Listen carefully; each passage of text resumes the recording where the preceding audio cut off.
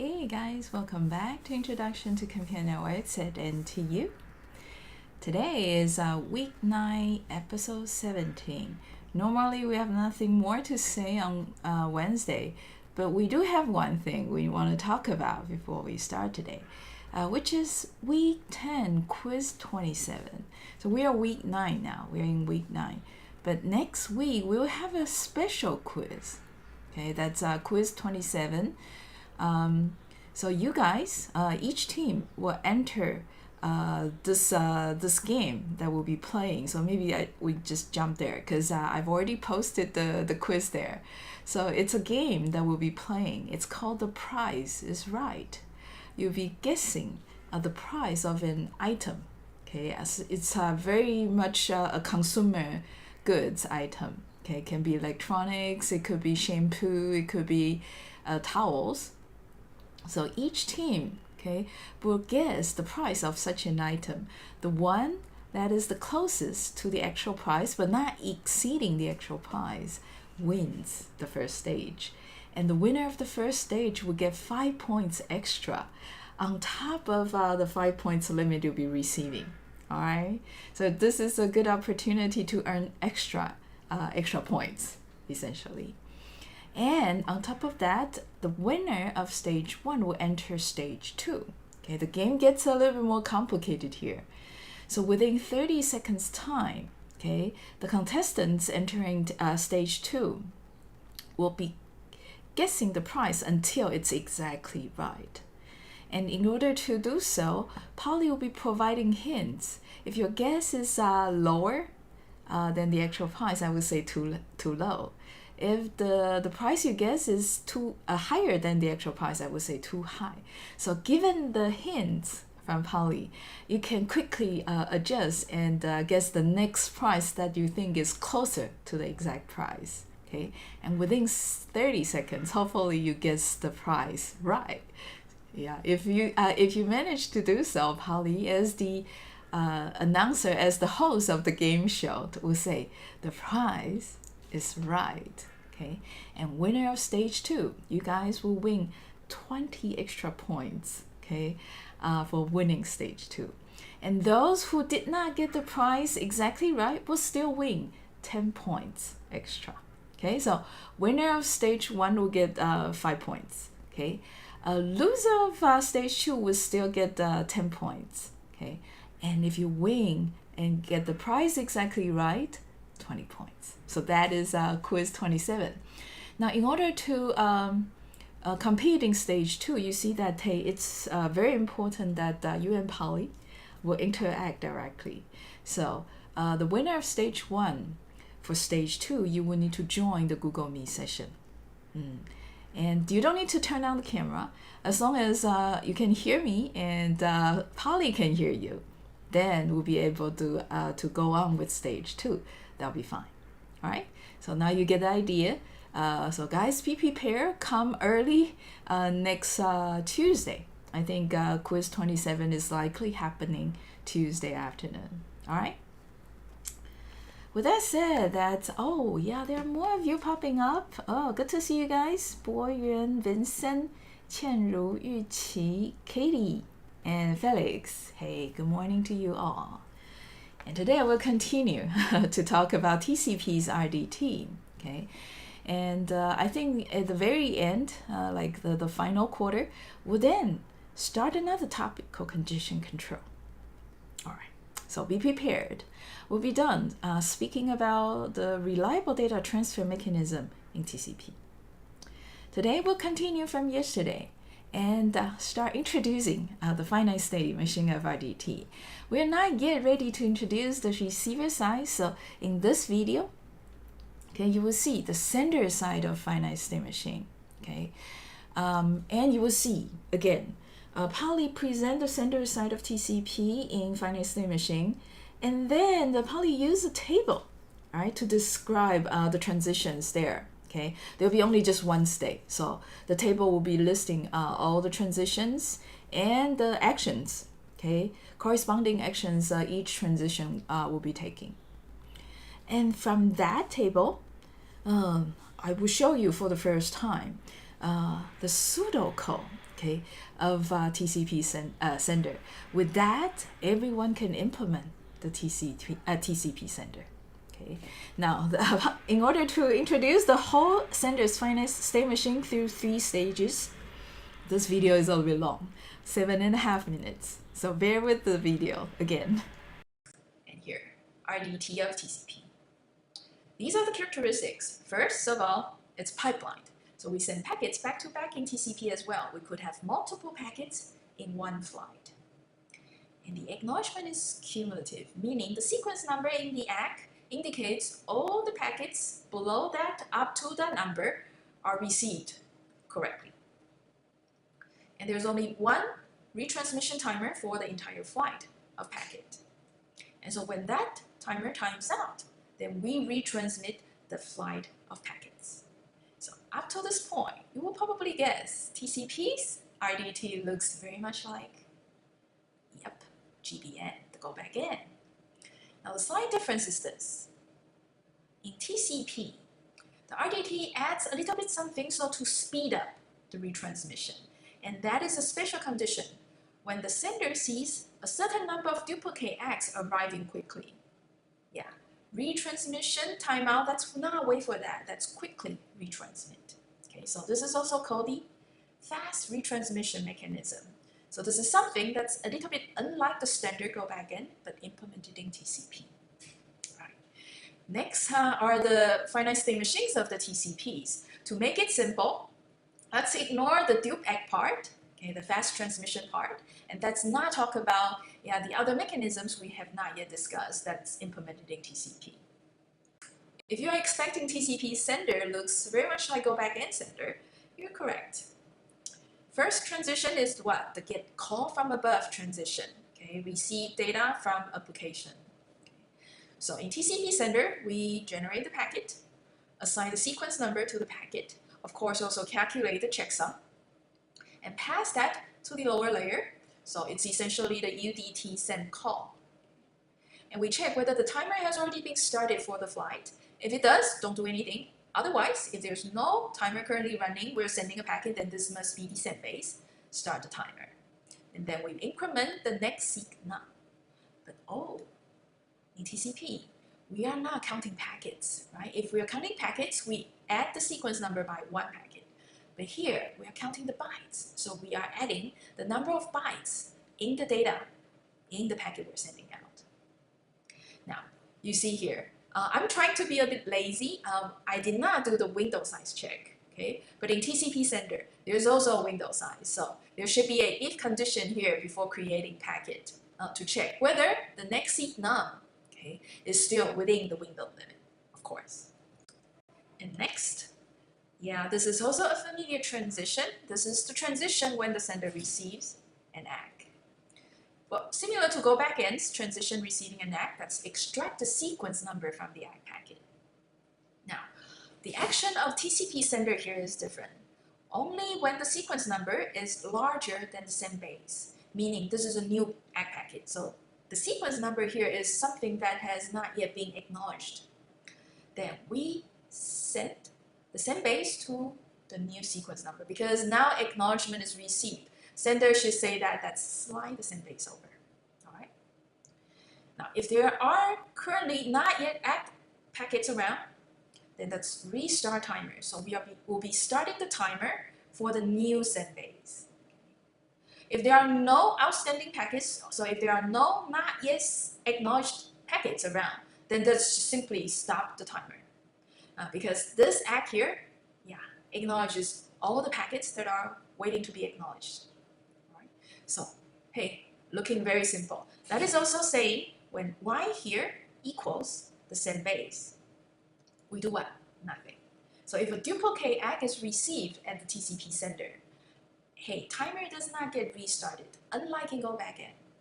Even though the sequence number is the same, timer gets restarted, refreshed. Okay. And the third transition, again, very typical, this is the timeout transition. So when timer times out, retransmit the entire flight of packet from the send base, and then start timer. This is actually identical to go backend.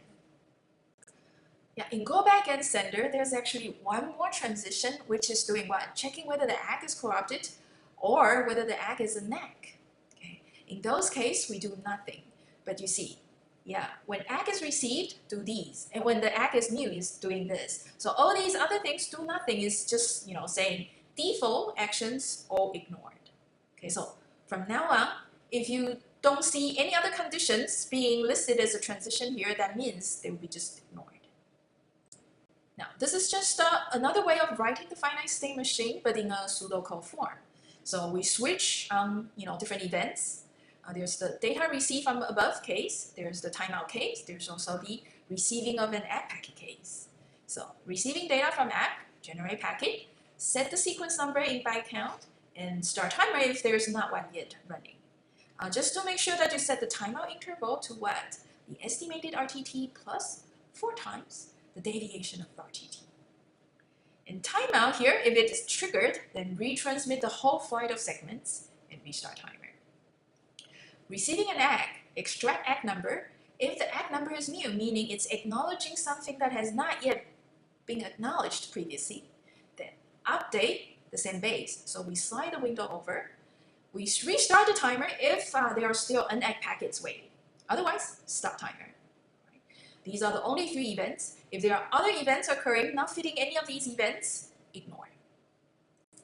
If you're not quite convinced, the previous slide is the pseudocode. This one should convince you.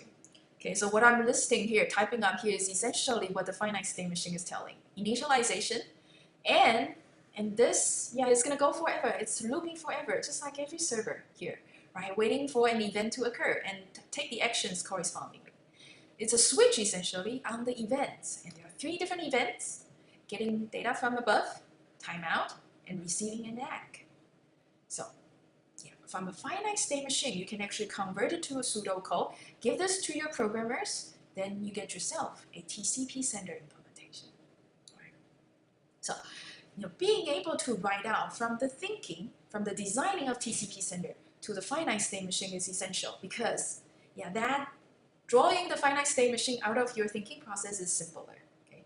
Trying to write the pseudocode out of the thinking process, just too challenging. Okay? Once you get the finite state machine, then you can gradually transition that to pseudocode. And there, you are one step closer to getting an implementation of what you were thinking about, what you were designing about. And guys, hey, with the pseudocode, TCP sender doesn't look that complicated, isn't it? Interesting. And now, why don't we go through 3 examples so that you are a little bit more familiar with the TCP's operation. And again, the 3 examples will gradually go from the simpler to more complicated ones. As usual, let's walk through a number of examples and exercise our understanding of the TCP's sender-receiver mechanism. So first scenario, very straightforward. We do have a data sender here. Host B is just receiving, sending acknowledgement. Host A here sends 1 packet starting from sequence number 92. It's carrying 8 bytes of data. Therefore, the ACK should be carrying the sequence number 100. Now, this ACK packet is lost. Okay, so host A here waits until timer fires. And so the same packet is retransmitted. Finally, ACK comes back, and the next packet will go out carrying sequence number what? 100. Because the ACK number here is counting to the last byte plus 1. So 92 is the first byte. The last byte will be plus A subtracting 1. But ACK is adding 1 back here. All right, so it's 100, and adding 1 back is also a way for the receiver telling the sender what is the next byte expected, what is the next data byte expected. So the packet coming out from the sender next is definitely going to be the same sequence number in the ACK received previously, right? 100. And the second example, again, host being the data sender, host B being the receiver. This time host A sends 2 packets back to back. First, starting from 92 and then carrying 8 bytes of data. So we know that the last byte is 99, therefore, the second packet starts from 100. And 20 bytes of data to be carried, so the last one is what? 119. And therefore, the ACK packet for the first one is last byte plus 1, 100. The ACK packet sequence number for the second packet is last byte plus 1, 120. Now, In this scenario, okay, we are trying to demonstrate the strengths of using cumulative ACK. That is here. If one of the back-to-back packet that came in earlier, ACK is lost. But as long as one of the later one arrived, because 120 here is saying, server, you know what? All the packets before the sequence numbers are acknowledged, whether you receive an ACK packet for an earlier sequence or not. So to this point here, sender host A here seeing, oh, ACK 120, and therefore this packet and this packet both acknowledged. Okay. Therefore, there's no timeout is going to occur, and it's going to trigger sending of the next packet starting from 120. The third example scenario looks very much like example 2's, where we have a sender sending 2 packets back to back. Sequence numbers identical. Therefore, receiver here will be sending back X, okay, 100 and 120. The difference is this. Example 3 is to demonstrate a case where we have premature timeout. So that is saying the timer here, the interval is set very short, so timeout occurs before X can come back. So first, timer occurred here. Therefore, timeout event in TCP senders trigger. Therefore, we retransmit all the packets in the flight. So sequence number 92 will be retransmitted. Sequence number 100 will also be retransmitted. Okay.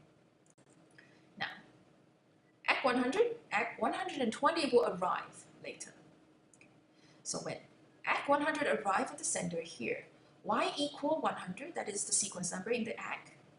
The send base at this point is still 92. So Y is greater than send base. Therefore, we change the send base to the new ACK number. And do we restart timer or stop timer here? Well, there is still outstanding packet, right? Which is this one. So we cannot yet stop the timer. So timer is refreshed here. So timer for 92 is restarted here because, hey, timeout occur, retransmit everything, start timer. So there's already a timer ticking starting from here that is associated with sequence number 92. But here, we restart the timer, and this timer is associated with send base 100.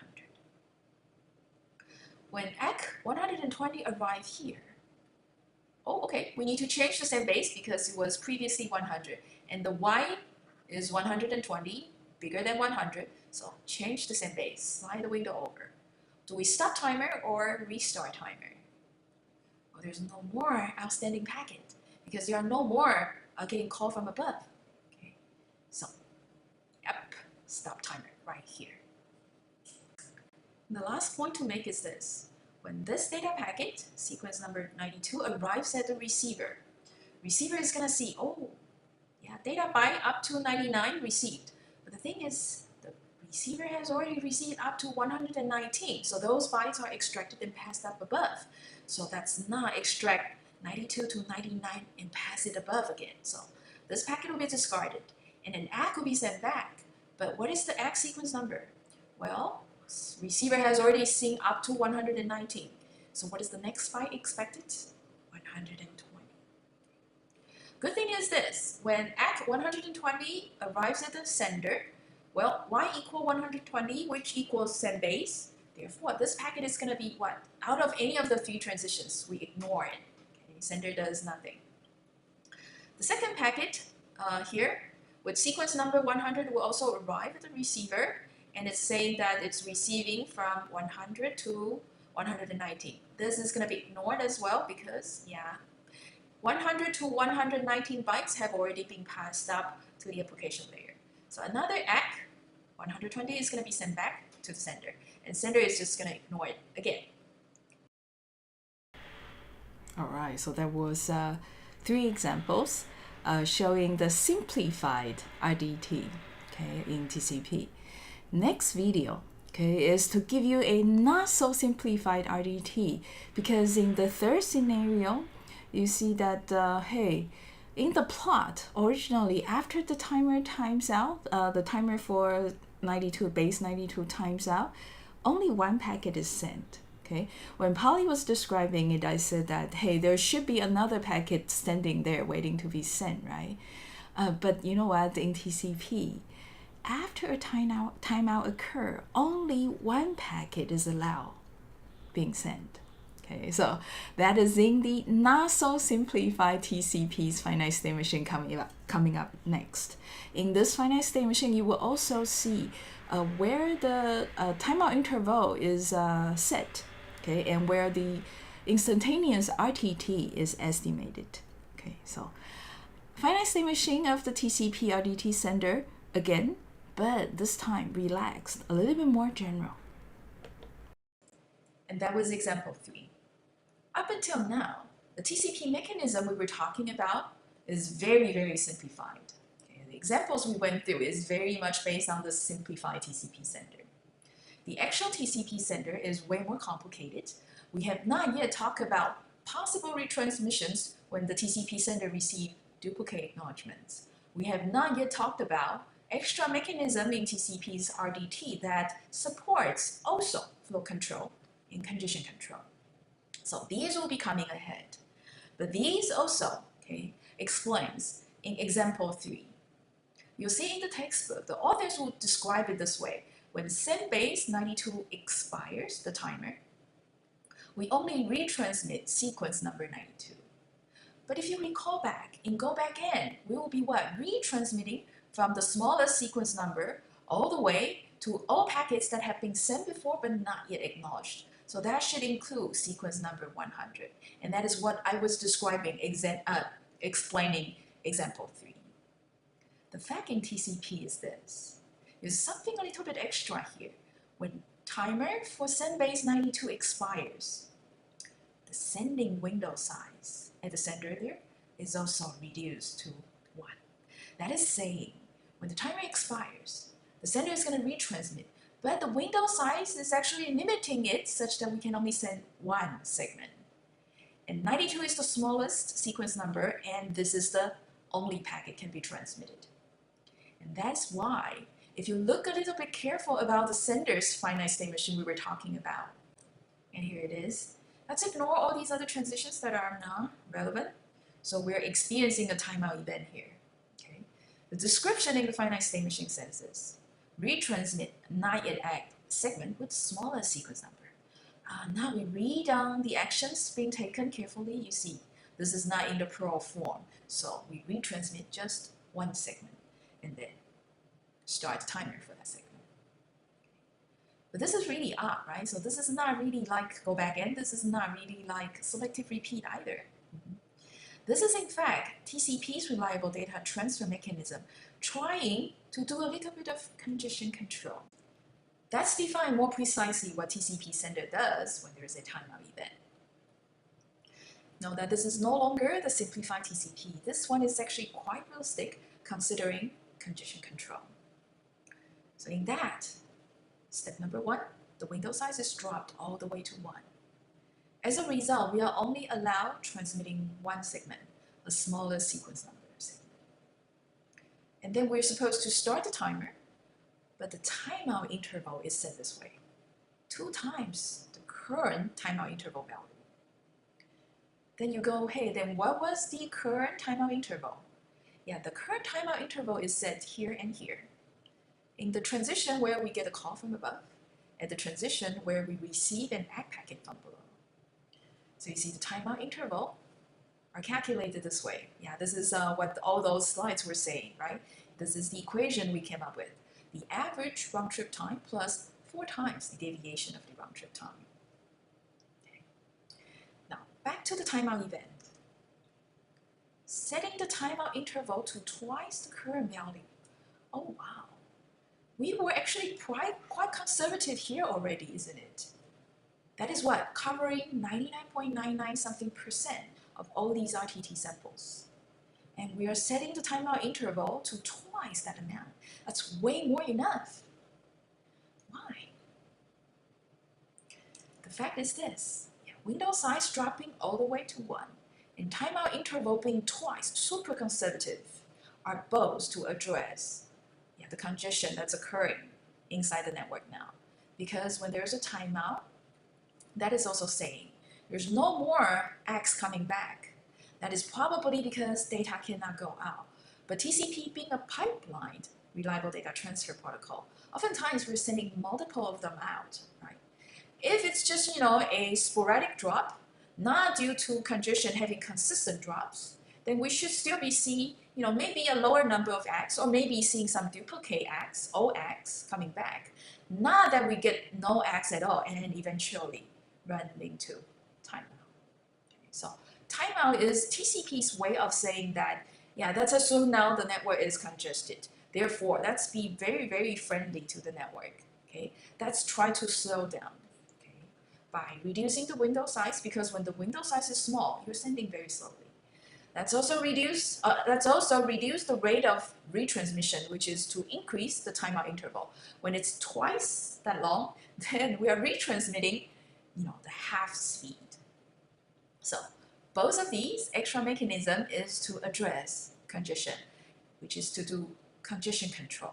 And you see here in TCP, the reliable data transfer mechanism is somewhat mingled with the congestion control. And that's why you see in example 3, supposing if this is go back in, then when the timer for send base 92 expires, sequence number 92 and sequence 100 should go out. But instead, only 92 goes out. So let's summarize up to this point, the similarities between TCP's RDT versus a go back in. So we see similarity being what? Yeah, both of them are pipeline segment, and both use cumulative acts, and there's only one retransmission timer, and it retransmits timeout events. We've heard already, unique in TCP is this. The timeout interval is well defined. There's an equation, and there are good reasons just justifying the equation. And we only refresh timer on new ACK. In go back in, we actually refresh the timer even though it's a duplicate ACK. Also, in TCP, that's unique is this. Retransmission, if timeout occurs, we retransmit only one segment. So reducing the sending window size all the way to 1. And the timeout interval is doubled as well. Okay, so exponentially slow in case there are back-to-back timeout events. Now, there are more differences. First one, delay ACK. Second, fast retransmission. So these are the two extra mechanisms in TCP that's related to reliable data transfer that we need to talk about. And what's coming next, a big part, we're going to talk about TCP's congestion control more seriously. All right. So next is delay ACK and fast retransmission that completes the TCP's reliable data transfer mechanism. And the big one coming next is the congestion control, which Polly already mentioned a little bit in the video. Good. So next, two optimizations. First one, delayed ACK. Okay, let me introduce delayed ACK. This is the delayed ACK. So this is the mechanism implemented at the TCP's receiver. Right? Now, in order to contrast TCP's receiver to go back end's receiver, let's bring back go back end receiver's finite state machine. And here it is, the go back end's receiver. There are only two events. First is getting a packet from the network layer, and it's not corrupted, and it's carrying the expected sequence number. Hey, this is the data packet we're expecting. So extract data out, pass it up to the application layer, generate the ACK packet, send back the ACK packet, and then increment the sequence number. So this is in fact the only significant event that we're expecting. All the rest, what the receiver of go back end does is just to send back the same ACK that has been generated previously. And back to TCP's receiver. So the first two events in TCP's receiver are these. Let's read through it a little bit. Arrival of in-order segment with the expected sequence number. Arrival of in-order segment with the expected sequence number. So both are events that's similar, right, to the significant event in go back end's receiver. Data arriving, not corrupted, and carrying the expected sequence number. So good news. We're supposed to generate ACK and send the ACK back. But at the TCP's receiver, okay, how we send the ACK back depends on the second condition here. So in event number 1, when all data up to the expected sequence number are already ACKed, okay, then we do one thing. If there's one other segment has ACK pending, meaning, hey, that segment there, we should be sending an ACK out, but it's actually pending. We haven't sent it out yet. Then we do this. Okay. Now, some of you might have guessed, yes, TCP's receiver here is trying to do sending one ACK packet per 2 data packet received. So if all data up to the expected sequence number have already ACKed, that's delay sending of this ACK. Okay. So let's wait for the next segment. When the next segment arrives, then we send the ACK. Otherwise, let's just wait for 500 milliseconds. When this 500 millisecond expires, yeah, we have no choice but to send the ACK for this data. So you see here, this is the other condition. When there's a back packet coming in and there is already one data packet that is supposed to be ACK, but the ACK is pending, which means it's waiting for the 500 millisecond. Then we immediately send one ACK, and this ACK here carries the sequence number of the later segment. Okay? And because the ACK is cumulative, so when that ACK comes back to the data center, it's going to clear both this packet and this packet. The third event is more like the default event. Okay? The similarity, however, is more the action being taken. Okay? So when we receive a segment coming in that is out of order, meaning it's carrying a sequence number that's higher than the expected sequence number, then we will buffer the packet. So as a result, we detect the gap. So let me illustrate so that it's a bit more clear. Okay? Previously, we have received multiple packets, okay, and they are arriving in order. But suddenly, we get a packet that is out of order. It's not quite what we're expecting here next. So there's a gap in the sequence number of the packets received. In that case, upon receiving such out of order segment, upon detecting a gap like this, we send duplicate ACK, the old ACK that has been generated before. This ACK here is then carrying the sequence number of the latest packets received in order. The last event is this. Okay. Related to the gap we might see in TCP's receiver. So if a segment comes in that partially or completely fills a gap, then we generate a new ACK. Okay. The sequence number in the ACK here will be still the latest packet arrived in order. Okay. So this will acknowledge all the packets before that. All right, so you see that delay ACK is essentially that you ACK every other packet received. Okay, now let's go to next, which is quiz 24. All right, so this one is actually a tough one because we have back-to-back long videos. I'm not sure how much you get out of delay ACK.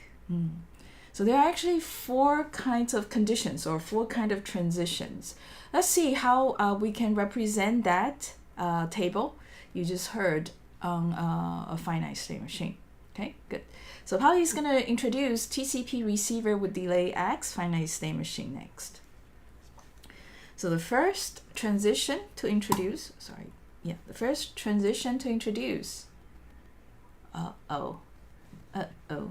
Okay, give me a second. Okay, is this one. Okay, that's T1. Okay, so what's happening here is we receive a packet, right? So RDT-RCV receive a packet and it's not corrupted.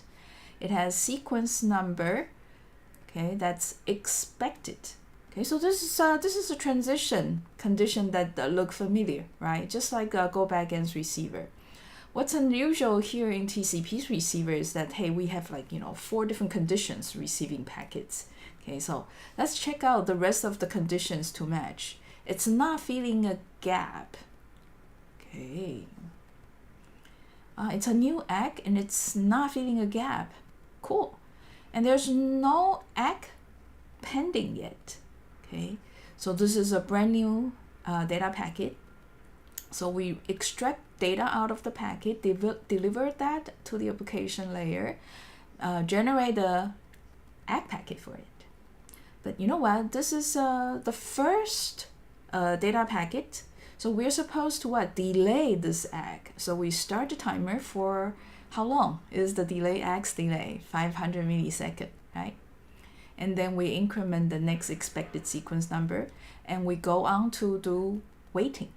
Okay, and that waiting is also called the pending state. It's a ACK packet pending to be sent. So pending state true. Okay, so this is somewhat straightforward. It's like the first event in the table. Now, what about T2? Okay, so we check, yeah, there's a packet coming in. It's not corrupted. It has the expected sequence number. Cool, it's a new packet. And it's also not filling a gap. So there's no data we buffer arriving out of order previously. And we are in currently pending state. That is saying that, hey, this is the every other data packet, and we are supposed to send an ACK this time. Okay, let's see what's being done next. We extract data out of the packet, deliver it to the application layer. We generate an ACK, okay, with this expected sequence number. Therefore, this packet sequence number and this packet sequence number are not the same. And we send this one, okay, and increment the expected sequence number. And you know what? We turn the pending state to false and remove the timer we have started here. All right. Straightforward, right? T2 is just like the second condition, the second type of event that we need to handle at TCP's receiver with delay ACK. Now, the third transition. Hey, you probably guessed, right? It's a packet not corrupted. It comes with the expected sequence number. And you know what? The third condition is what? It's some packet arriving, but it's out of order, isn't it? Okay, so T3 is not the third event in that table we just saw. Okay, it's actually the fourth one, isn't it? If it fills a gap, then we extract the data, deliver it to the application, okay, and generate an ACK with the highest sequence number where the packets arrives in sequence. Right. So again, the fourth event in the table. And this time we just simply send an ACK. Okay, we don't do delay ACK such as these two are doing. Okay, and then the expected sequence number will be all the packets that are in sequence and ACK, okay, plus 1. And if there were a timer started earlier that's pending, then we set it to false and remove that timer. All right, so this is the third event. The fourth event, this is the third transition. The fourth transition, T4, is this. Everything else, what we do is simply send whatever the latest acknowledgement packet we've generated, and then send the pending state back to false and remove the timer. Ooh, all right. Interesting, isn't it? But you know what?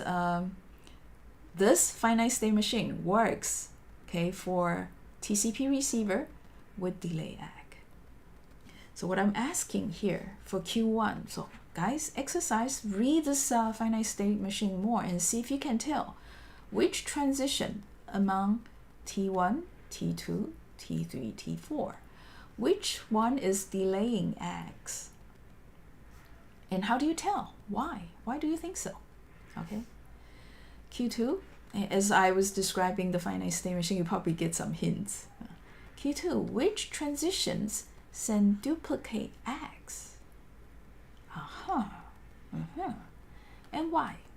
Okay, what makes you think, okay, this transition or these transitions send duplicate ACKs?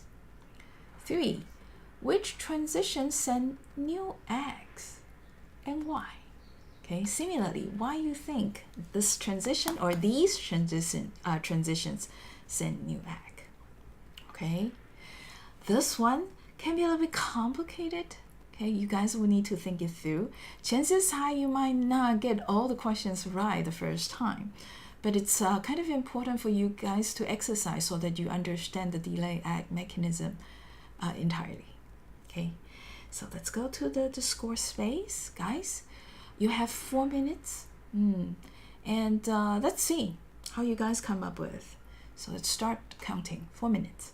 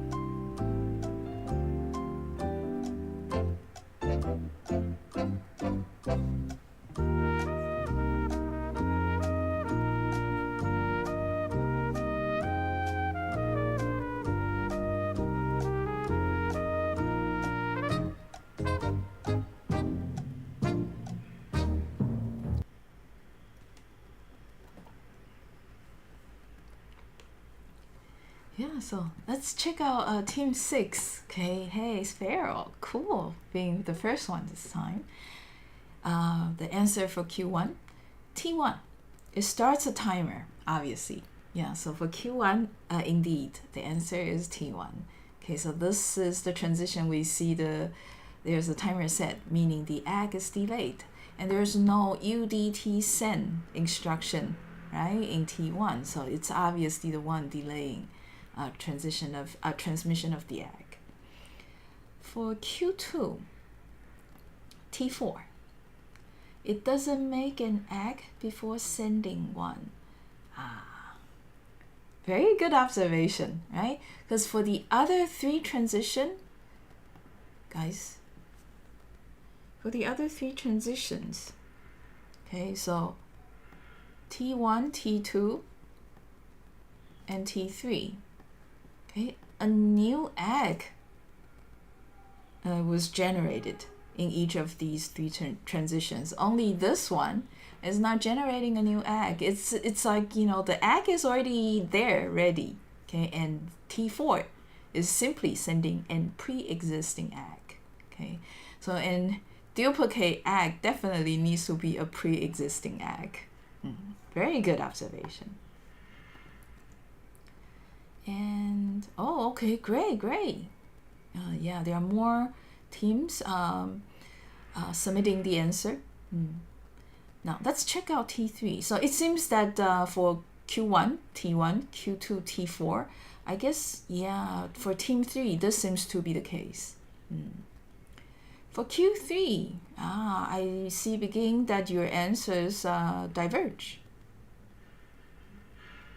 isn't it? Team 3 says there are 2 transitions that send new eggs for Q3. Oh, okay. Team 2 also says there are 2 transitions that send new eggs. And team 16? Not sure. Okay, cool.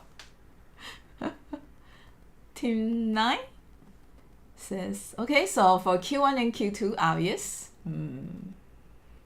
You guys are a lot more confident. Q3, all right. Team 9 here. Felix.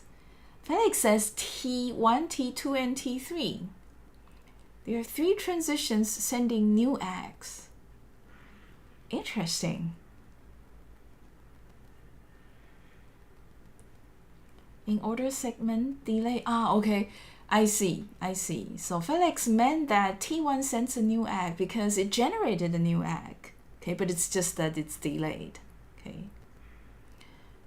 but hey guys, Felix, T1 still doesn't send the new egg. A new egg is generated. If I ask in Q3 which transitions generate new eggs, you are perfectly correct. Yeah, I think the mass majority says T2, T3. So T2 and T3 definitely, right, generate new eggs and transmit new eggs. Hey, no problem, Felix. No problem at all.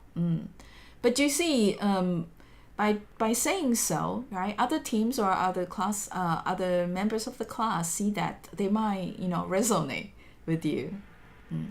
But that's, just an opportunity for Polly to explain the differences, okay? Yeah, I think mass majority says T2 and T3 for Q3. Yeah, so these two are obviously correct. Can there be other transition that sends new egg? Well, hey, it needs to be transitions that actually send eggs, okay? T2 and T3 definitely send new eggs. Can T4 send new eggs?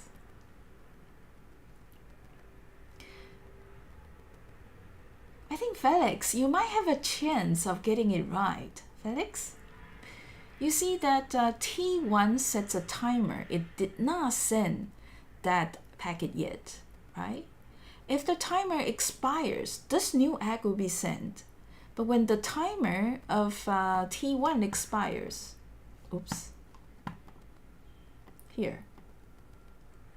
Which transition will be triggered when this timer expires?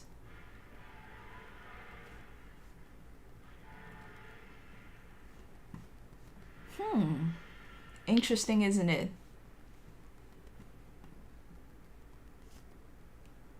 It's certainly not this transition. It's certainly not this transition. It's certainly not this transition. If none of T1, T2, T3 are going to be triggered, the rest is what? Here. There you go. If you guys suddenly think that the answer for Q3 is T2, T3, and T4, yes, you're correct. So T4 is a special transition here. It sometimes send duplicate egg. It sometimes send new egg because T1 here generates a new egg, but it didn't get sent immediately.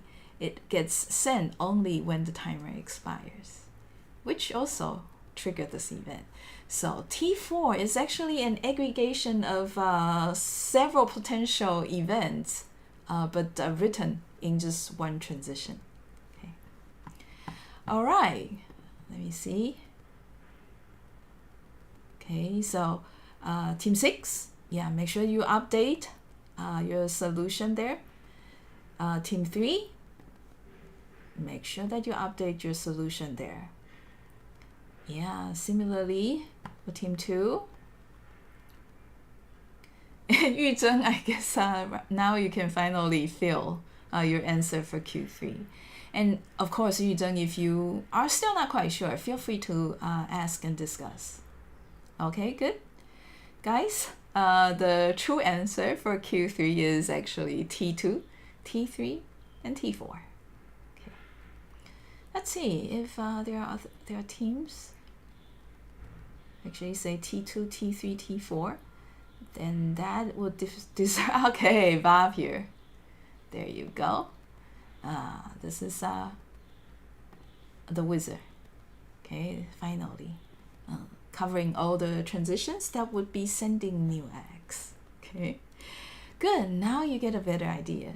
So again, as I said, the best way to make sure that when you see a finite state machine, you know how to interpret it is to exercise. Okay, ask yourself some questions and answer for yourselves the questions. If it's still not clear, just exercise more. And it's time to move on. And you know what, guys? It's time to take a break. It's now 11:12. Let's take a break and resume at 11:22. In between now and then, think again. So TCP's receiver with delay ACK. And it's break time now.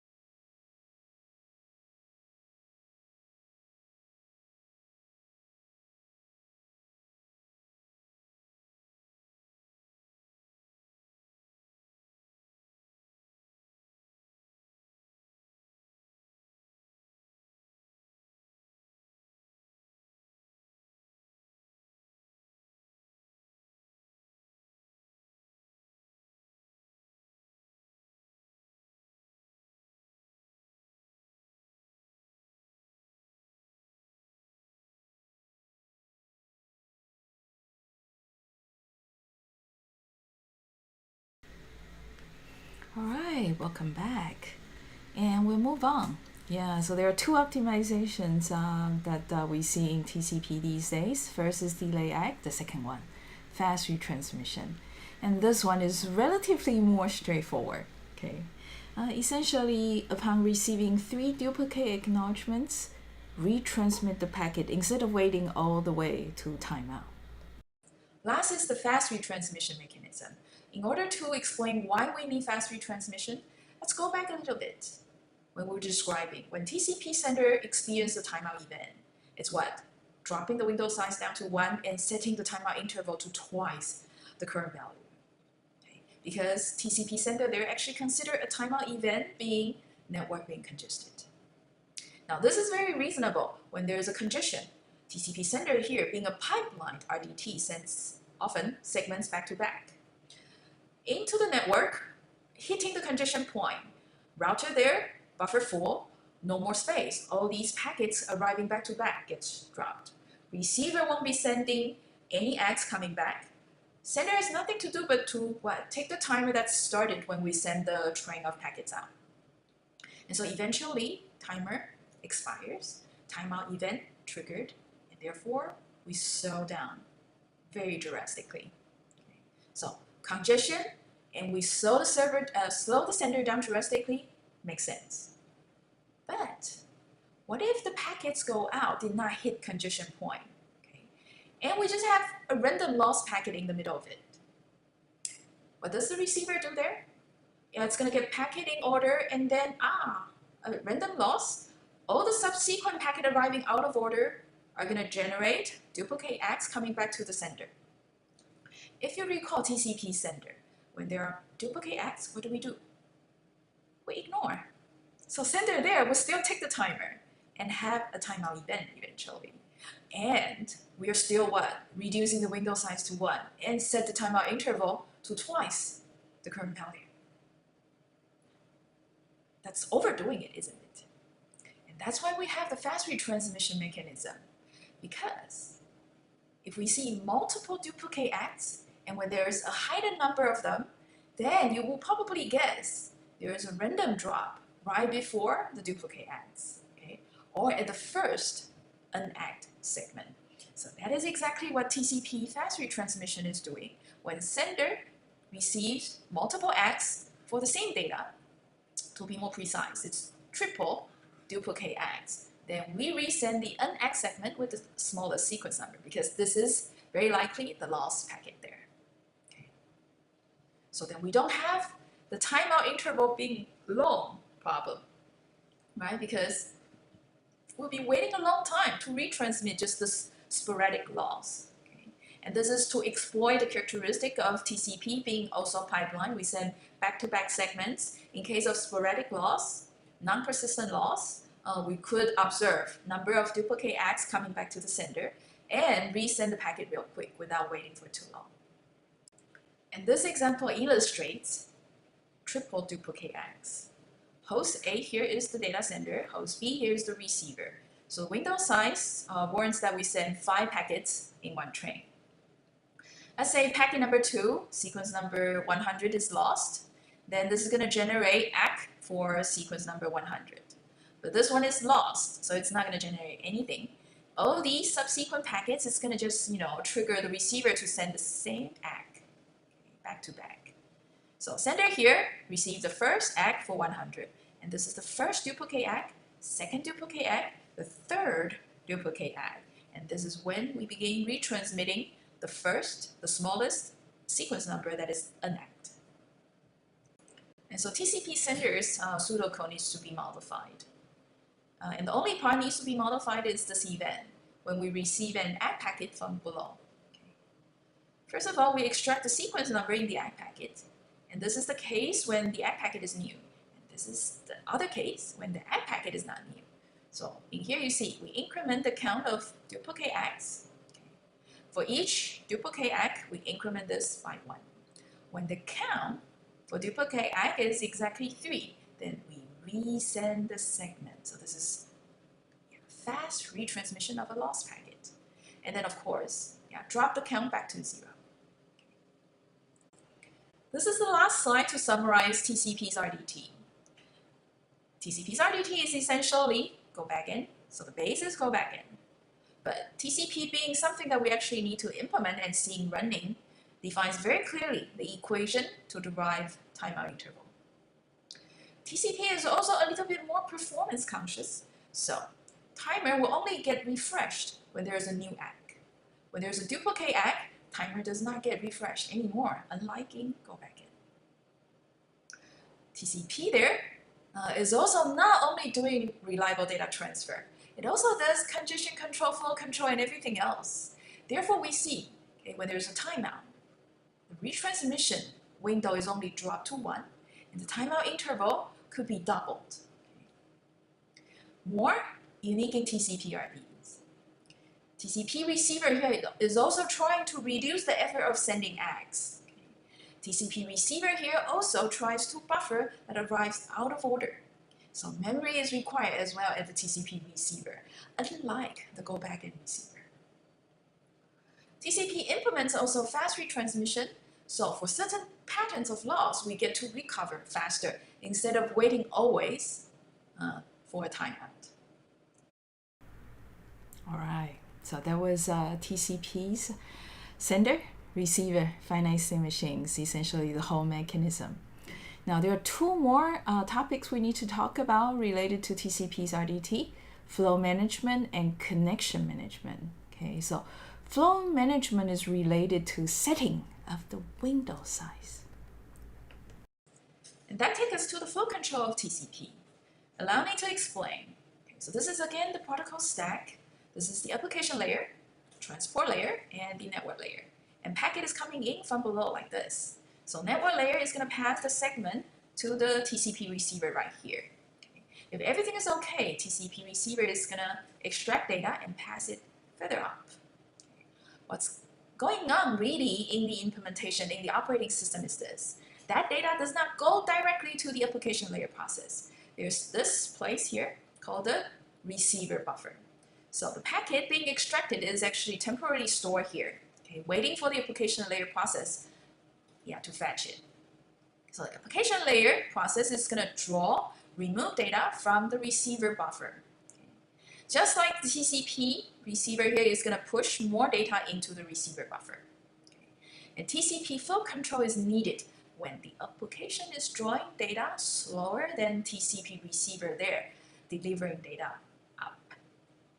Because when that is the case, the buffer space will be what? Occupied. More and more and more and more, because outgoing slow, incoming fast. And eventually the space is going to be exhausted. The subsequent data will be dropped right there between TCP receiver and the receiver buffer. And this is super bad because TCP here is working very hard to try to get this packet in. Okay. So flow control there is this. For the receiver to tell the data sender, slow down a little bit so that you will not be overflowing the receiver buffer by transmitting too fast, too much. And the way flow control works is this. It works by tracking this variable, RWND. Okay. In the operating system, there's this receive buffer. This is well defined, and it's actually the size of the receive buffer space. Now, initially, RWND is going to equal the receiver buffer. Whenever TCP receiver sends data to the upper layer, this RWND is going to be subtracted by the amount of bytes being passed up here.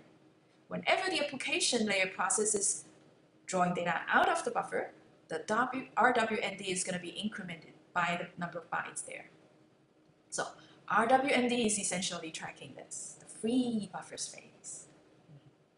So once we manage to track the free buffer space, TCP receiver here will advertise the free buffer space by including RWND in the receive window field in the packet header, in the TCP packet header, and send it back to the sender.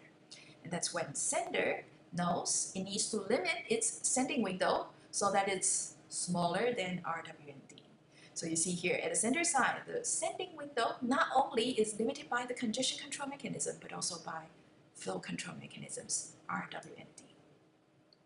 And that guarantees the receiver buffer not being overflowed.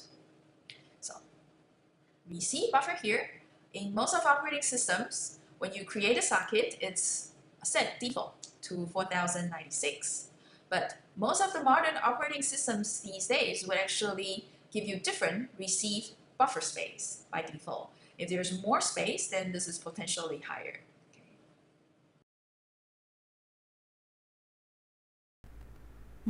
Okay, good. So that was flow management. Next is connection management. So this has something to do with in TCP RDT at the sender side, the receiver side. Which is the sequence number to expect, okay, at the beginning, isn't it? Yeah, we need to initialize what is the expected sequence number right at the beginning. Previously in go backend, in selective repeat, or further up RDT 3.0, we kind of all start from 0 or start from 1. Okay, but in TCP, the sequence number actually continues. Okay, until the end of the sequence number space, then we run back up to 0. So as the session goes on, hey, what is the initial expected sequence number or initial sending sequence number to expect between the sender and the host? So that is done through communication as the connection is set up. Okay, so initialization or synchronization of information on both sides. Last is the connection management of TCP. There are two parts. First is establishing connection. Second, breaking a connection. Let's talk about the process of establishing connection. It needs to be done before exchanging data, and the process is called a three-way handshake. Okay? At the end of the process of three-way handshake, we would establish a connection, or aka a socket. Okay? So once the socket is established, two ends can begin sending data to each other. So the socket establishment process is also exchanging some number of parameters. Now this is crucial because later on, when the client over here on the left is trying to send data, in the packet header there, it needs to carry a sequence number. When that packet arrives at the receiver, which is the server is going to examine the sequence number in the packet header to decide whether to extract the data out and pass it up to the application layer. And when do we extract the data? Only when the sequence number equals the expected sequence number. Okay. So there is a certain parameter at the receiving part, okay, that needs to be initialized. Okay. And because either side can be sending data, receiving data. So server here would also need to tell the client what is the initial sequence number server will be using. Therefore, the client can set the expected seek num accordingly. And this illustrates the three-way handshake. Client, server, both initially just listening, and client at some point wanting to request some data will then initiate connection, dial into the server. Okay.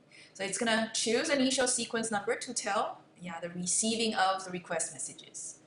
And it's gonna be sent in a TCP sync packet or sync message. Now, if you recall back in TCP packet format, in the header part of it, there are a number of these flags one can set. So sync packet is the packet with the sync flag being set, the S flag being set. That is also called the sync bit. So that bit is going to be turned to 1, and the initial sequence number is going to be in the packet somewhere. Okay, and that packet is going to arrive at the receiver, which is the server. So client, after sending the data, is going to be in the sync packet already sent state.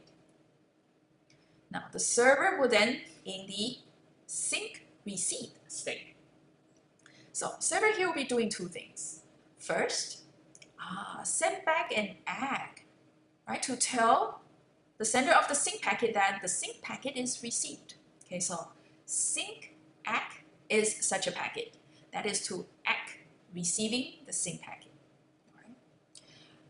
The server here will be doing yet another thing, choosing its own initial sequence number, and let's say it's Y, and this Y will be stored somewhere in the sync ACK packet as well. So you see here, this packet goes back. And the sync ACK packet is going to have the sync bit on as well as the ACK bit on. And in sequence number, server tells the client it's going to start from Y. Okay.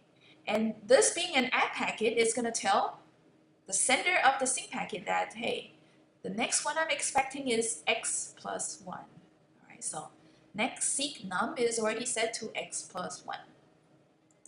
And lastly, when the client receives the sync ACK back, so it's going to receive the sync ACK. At this point, the client is sure that the connection is established. Okay? And so server is live. The last thing the client needs to do is just to acknowledge receiving the sync ACK. Okay? So it's just an ACK packet, and the ACK number is Y plus 1.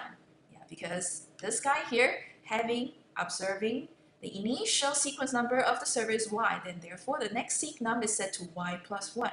And that number is also shown in the ACK sequence number. And so server finally receiving the ACK is sure that the client is live and the socket is now complete and in the establishment state. The closing process is actually not exactly three-way. It's actually independent. The client can initiate the closing process. The server can also initiate the closing process. And the message exchange is just a pair of fin and ACK. So a fin packet out from the one who wants to close, and ACK will come back from the one receiving fin. Right? So there could be simultaneous fin exchange between the client and the server. So the client and the server are both exchanging data. And finally, the client here says, okay, I've finished sending all my data requests, so I'm ready to close. Okay. Then it's going to enter the no longer send but can receive data state. And that is called the send fin, and now wait for the rest of the data to come in. So you see here, the fin packet is the packet with the fin bit on. Okay. Server here receiving the fin packet sends back an ACK. Okay, so ACK bit on, and then ACKing the sequence number. Server here will enter the close wait. So server knows now that the client wants to close, but it's not quite yet closable because client setting close is just that finishing sending request. There could be some more data waiting to be sent here. Okay, some more ACKs waiting to come back here. Okay, so server needs to finish all these other data that's remaining.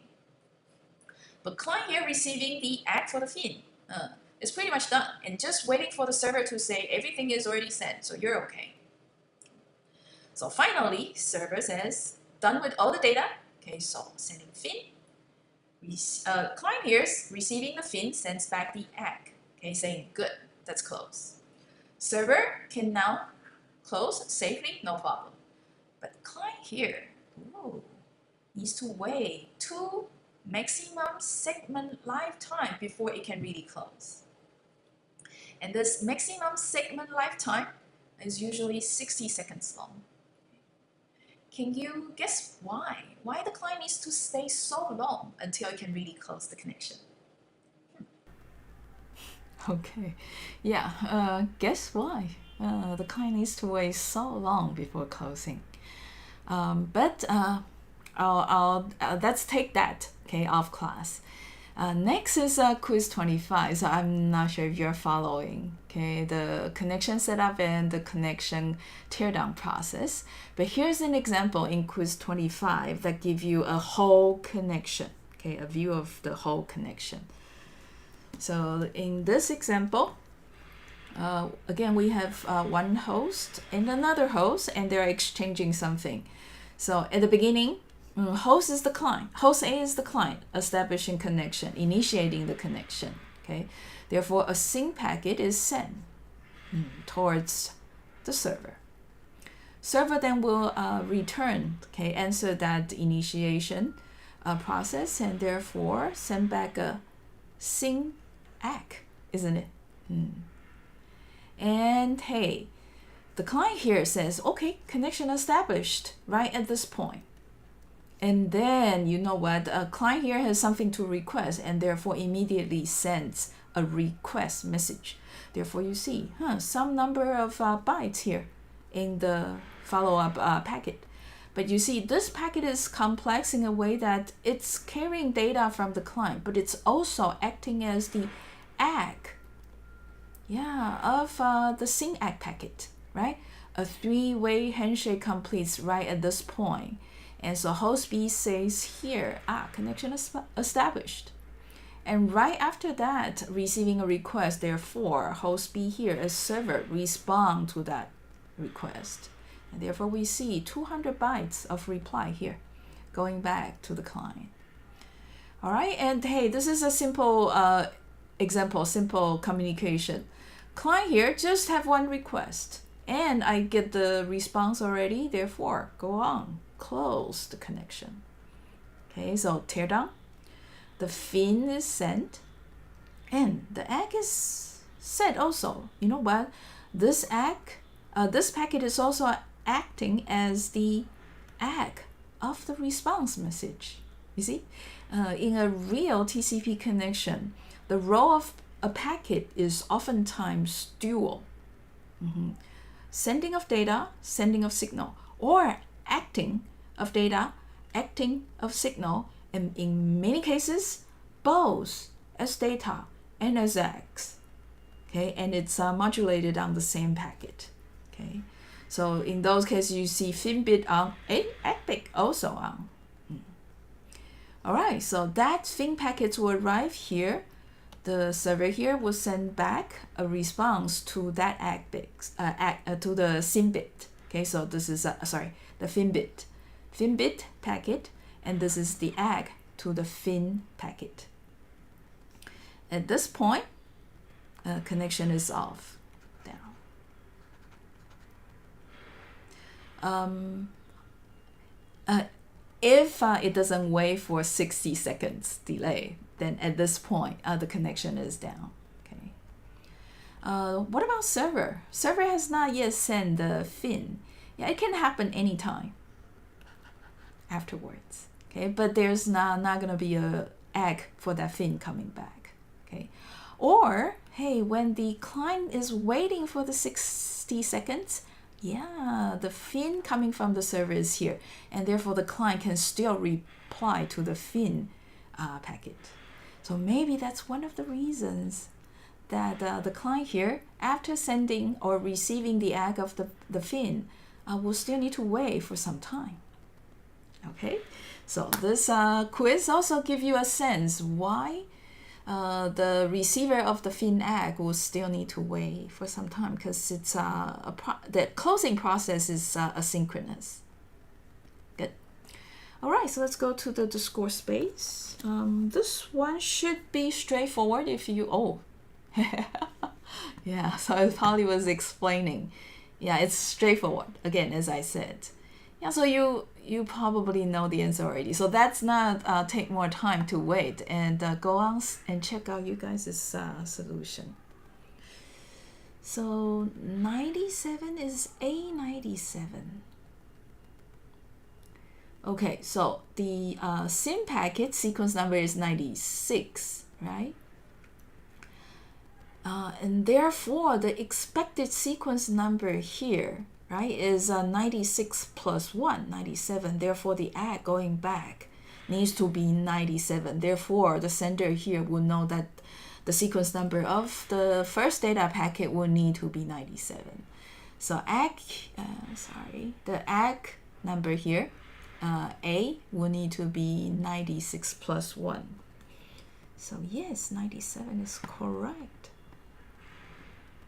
And B, 43. Yeah, so the SYN ACK packet here carries sequence number 42. Therefore, the ACK coming back.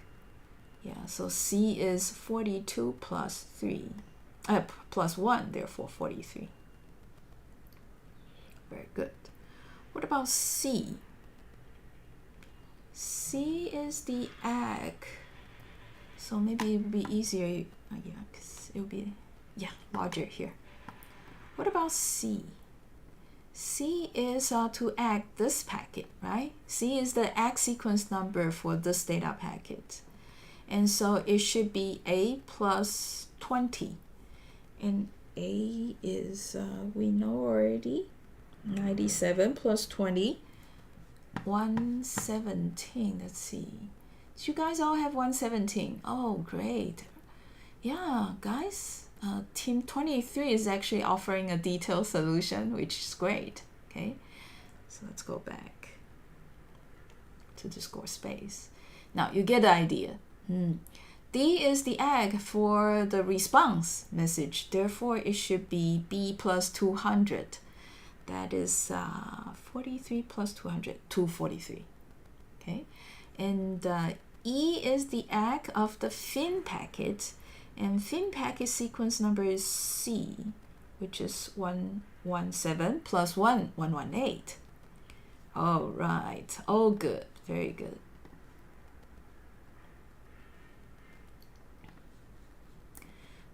All right, good. Yeah, very good. Very good. Thank you. Thank you, Team 3. Thank you, Team 10. Team 7, great job. All right. All right, great. So you get the idea.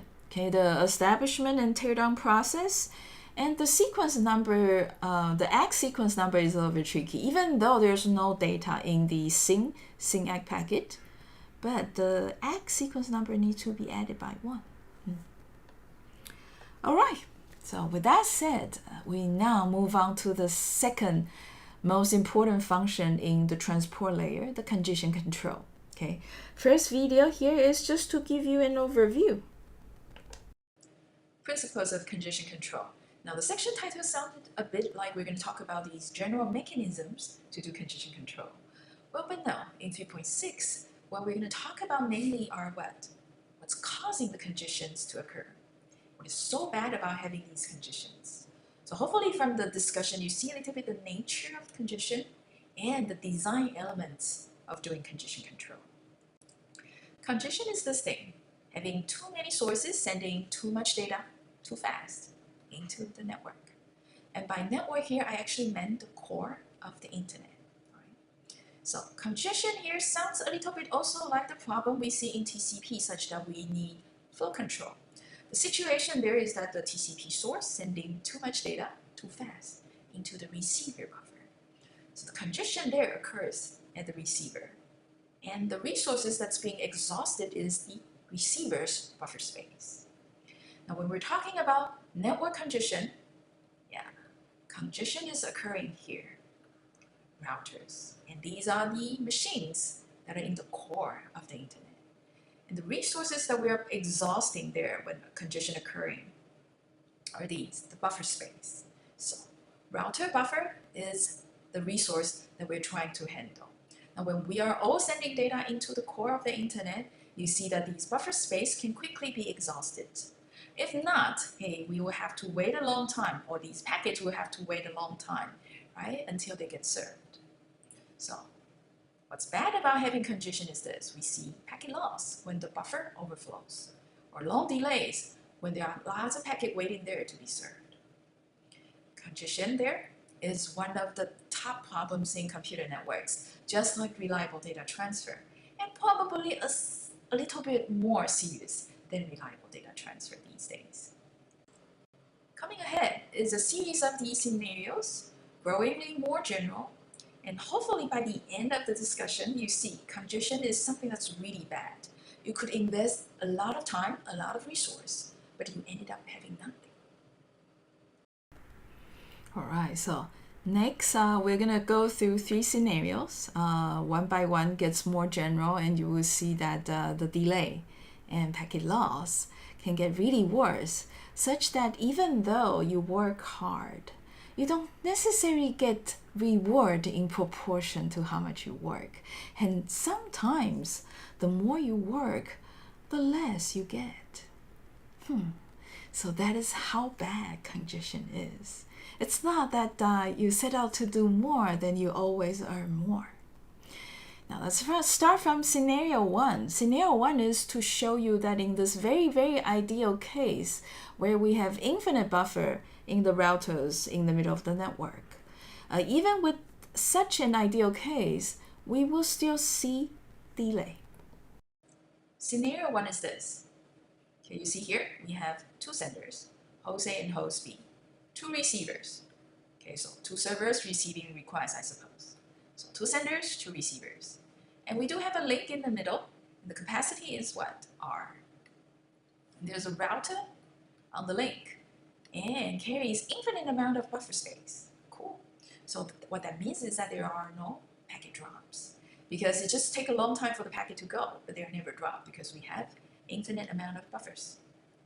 Now let's assume that there's no bit error, therefore there's no need of retransmission because there's no packet drop and no bit error. Okay. Now let's use lambda here to denote the rate host A and host B are injecting data into the network. Okay, so host A and host B are actually raising the rate, okay, as time goes. Let's use lambda out to denote the amount of data that arrives at the receiver. Now, when lambda in is really low, starting from here, when we increase lambda in, the more data we send in here, the more data comes out here. Okay, so lambda out will actually increase accordingly. But this will only go up to here. When we exceed the link capacity, because there are two flows and link capacity is R, so each flow gets only half of R at best. That means lambda out here can only, at best, being R divided by 2. So even though lambda in continues to send more, but no, we hit the limit, hit the ceiling here because resource is limited right here. Okay, we don't get to push more out. So increase sending rate, receiving rate accordingly. But here, even though we're increasing the sending rate, but the receiving rate remains the same. Now, the delay is going to show this way because when lambda in continue to increase, as you reach half of R, it reaches also the link capacity, right? Because this is also half of R, this is also half of R. And so at here, it's R completely occupied. So when we approach the link capacity, the queuing delay is what? Approaching infinity. So the first bad thing you see already, long delay, when we send a lot more data and more than what the network can accommodate. All right, now the second scenario. We'll relax the assumption, assuming now that the buffer in these routers in the network is limited. But there are actually two conditions at the sender side in case it doesn't know whether the buffer is close to full or not, versus if it knows whether it's close to full or not. Then there could be different strategies taken, right? So we'll start from the case that's a little bit more ideal, where the sender knows that buffer is full and therefore restrain itself. And the later case is a little bit more general, more realistic. Doesn't know and continue to send data, and then we'll see packet drops and retransmissions, and sometimes unnecessary retransmissions. And scenario 2 is actually very much like scenario 1. The only difference is this. The buffer space in the router there in the middle now has only finite amount of space. So in scenario 1, we have infinite buffer, so we don't have packet drops. Right? So what's bad about that scenario is just we will have long delay. But now in scenario 2, we have finite buffer space, so potentially we could have packet drops. So potentially we need to retransmit packet. And retransmission here is at the TCP layer. So if lambda in is what the application layer process is generating the data to send out to the network, that lambda in prime denote the amount of data the transport layer needs to send into the network in order to complete the job. Then we'll see lambda in prime should be greater or equal to lambda in, because it should definitely contain the amount of data we need to send out, and plus potentially retransmissions of some of these data. Lambda in, lambda out, the same thing. At the application layer, lambda in is going to be very much like lambda out. How much we send out, in the end, at the end of the time, lambda out is going to come out. And that was just to describe scenario 2. Now, let's assume the sender knows perfectly well when the router buffer is available. So sender sends data out only when there's buffer available here. So no packet drop. The scenario goes like this. At the transport layer, now we keep a copy of the data just in case we need to retransmit. But the packet will arrive at the router because there's free buffer space, so it travels through the network, reaching the destination. Okay? And that goes back and we remove the copy. Right? So this is when the sender has perfect knowledge of the routers in the middle of the internet. Now in this case, there's no need of retransmission either, so lambda in prime is essentially the same as lambda in, and lambda in is essentially lambda out. So you see the same curve. We could have lambda in increasing, and we get the same lambda out up to the capacity of the link. To be more realistic, let's assume sender does not know whether the buffer space in the middle here is going to be free or full. Okay? So we'll have packet loss this case, because when the packet arrives at the full buffer, it's going to be dropped. And in that case, they will have to resend the packet. So packet arriving at the transport layer, at the sender side of transport layer, we keep a copy. Now, that packet arriving at the router sees buffer full, so drop the copy, and the sender there waits for some amount of time and retransmit. And this time, it happens to be free and it passed through. Receiver there receiving the packet sends back acknowledgement and removing the copy of packet here. And you see, at the application layer, there's only one packet being sent. But in the transport layer, we send 2 times the same copy. So lambda in prime, the output rate at the transport layer, it's definitely going to be higher than the output rate at the application layer. Now the output rate at the application layer for TCP is going to give you the same thing at the receiver end. Therefore, you see lambda in prime versus lambda out. It's going to be lambda in prime higher than lambda out.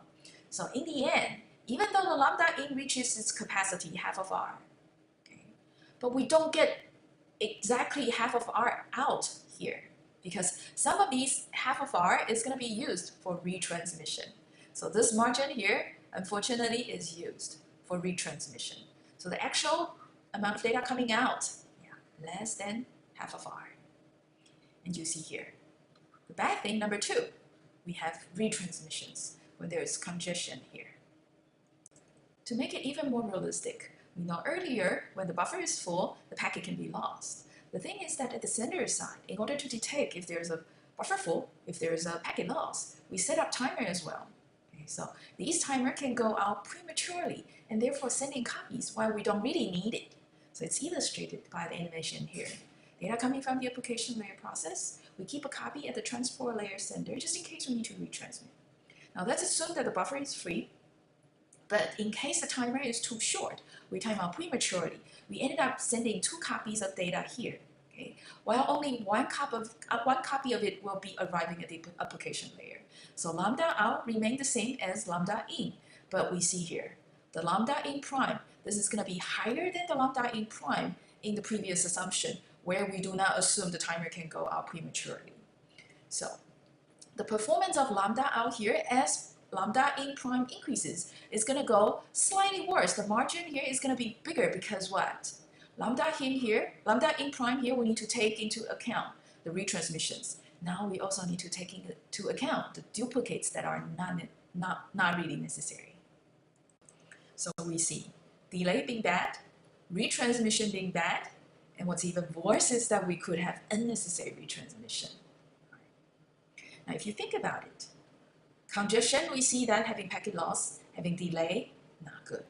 But to address packet delay issue, to address packet loss issue, we need a retransmission mechanism, the RDTs. As a result, what? We are actually generating more traffic into an already congested network. So the cost, okay, of congestion is actually not that trivial. Okay? It's not just that the delay rises, it's not just the loss increases, but also the traffic being dumped, injected into the internet also increases. So in the end, the internet is doing even more work, while the throughput is not getting better and sometimes even worse. As you see, the margin here is bigger than the previous case. Yeah, so unnecessary transmission is partly because of TCP's RDT mechanism. Okay, it's not just that the network is congested. All right, and the last scenario is so that you see that in a real internet, okay, there could be multiple routers, okay, along the path between the sender and the receiver.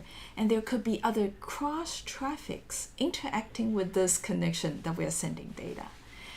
And having a congestion in the middle that involves multiple connections make the matter worse. Therefore, okay, doing more work, getting out less. If you think scenario 2 is bad already, where we do more work, right? Lambda in prime increasing, but lambda out increases at the beginning but saturates toward the end, okay? So beyond certain point, the more work you do, you don't get more results. Okay? But here, I'm gonna show you an example. Yeah, at the beginning, the more work you do, the more results we get. But in this scenario, the more work you do, you might end up having less results. And the even more work you do, the even less results. And here's the scenario. We do have 4 senders now, or 4 hosts, A, B, C, D. Okay. And each of them is generating a flow traveling multiple hops. So this is one hop. This is the second hop for the red flow. Okay. So multiple hops. And yeah, we might run into buffer full situation, therefore we could have packet drops, and therefore we do need a transport layer mechanism to try to do retransmission. So similarly, we have the lambda in, which is the input rate from the application layer, and lambda in prime being the input rate of traffic into the network from the transport layer. Okay. Now let's focus on the red flow coming from host A and the blue flow coming from host D. And these flows will increase the sending rate lambda in. And therefore, lambda in prime will also be increasing, and sometimes increasing faster than lambda in. Now, what's going to happen when lambda in and lambda in prime increases? Now, at the beginning, you see the red flow, the red packets coming into this router here. Okay? And as the rate increases, yeah, the buffer space here is going to be occupied by the red packet, just like the blue packet in the meantime, coming into the first hop router and occupying the front sections of the buffer space in the router there. Now, after a while, yeah, the red packet is going to come out and enter the second hop. Just like that, blue packet is going to come out and enter, yeah, this router here at the top. And the blue packet will be coming in to compete with the red packet that is already occupying most of the buffer space. Okay, so this is already pretty full when the blue packet just arrived. Okay.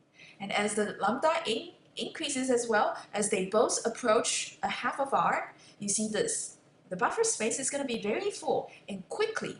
Yeah, red packet will be dropped, but blue packet what? Will be dropped even more because very few of these blue packets get into the queue and have a chance to go out, finally reaching B.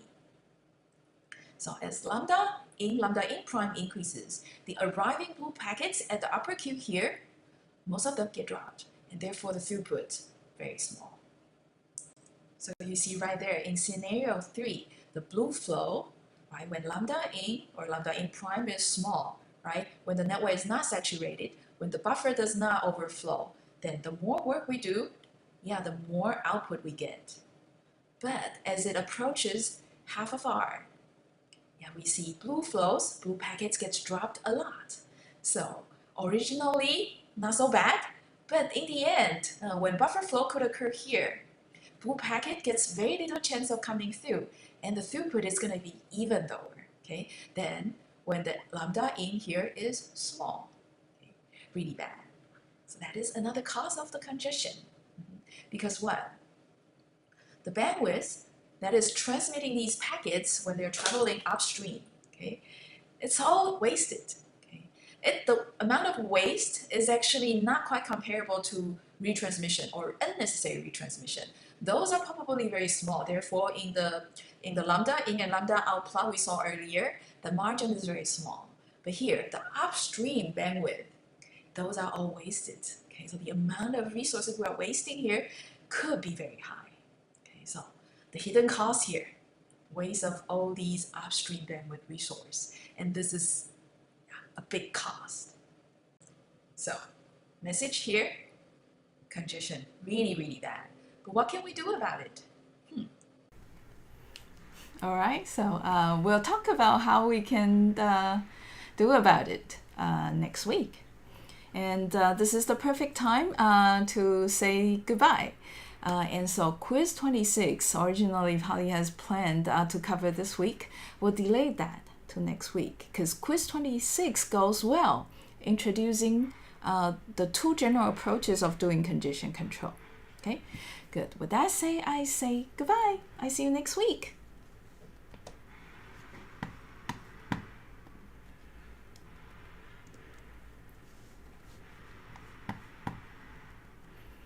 Okay, bye.